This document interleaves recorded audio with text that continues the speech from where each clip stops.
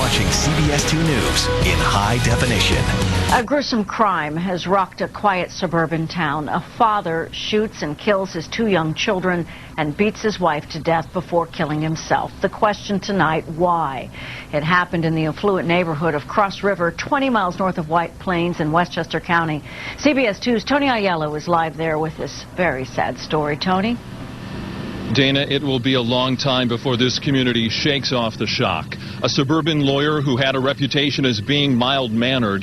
His wife, a former bank vice president, seen as much more of a go-getter. They were living separate lives under the same roof as they went through a bitter divorce. But no one who knew this family could have anticipated this deadly violence. The man committing suicide after bludgeoning his wife and shooting his own children. The last known images of Sam Friedlander, seen in Monday morning video obtained exclusively by CBS 2 News. This was just hours before his children's lives ended in horror.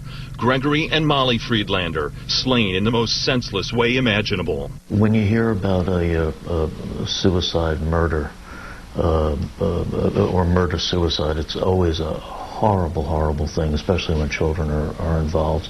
It makes it even that much worse. Psychologist Harris Straightner says we can only speculate about what happened behind the closed doors of 2 Lambert Ridge Road. Samuel and Amy Friedlander in the midst of a difficult divorce.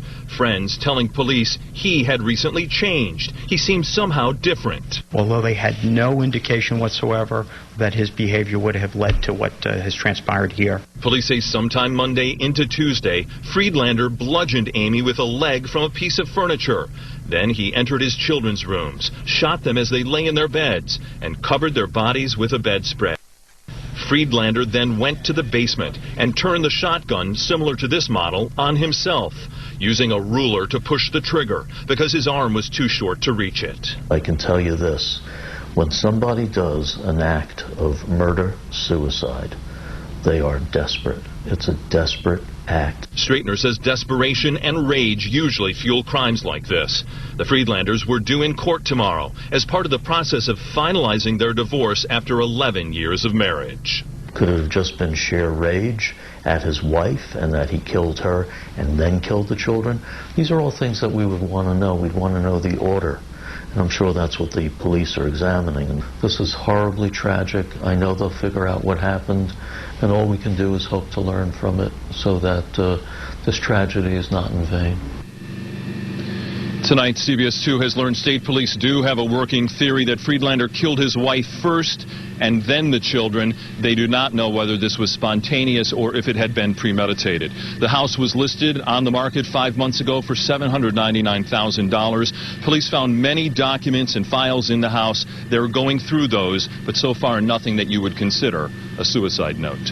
Live in Cross River in Westchester County, Tony Aiello, CBS 2 News. The horrific tragedy has deeply shaken the community of Cross River. A neighbor who last saw Sam Friedlander at her business on Monday believes his visit there was a way of saying goodbye. The community now struggling to understand why he would kill his entire family. To bludgeon your wife and then turn a shotgun on your children makes no sense. What could have been so horrible to do this, especially to your own children? I have a knot in my stomach, and I don't think it's going to go away for a long time. The Friedlanders had been going through a divorce, as Tony said, but the people we spoke with said there were no signs that things would turn out so horribly.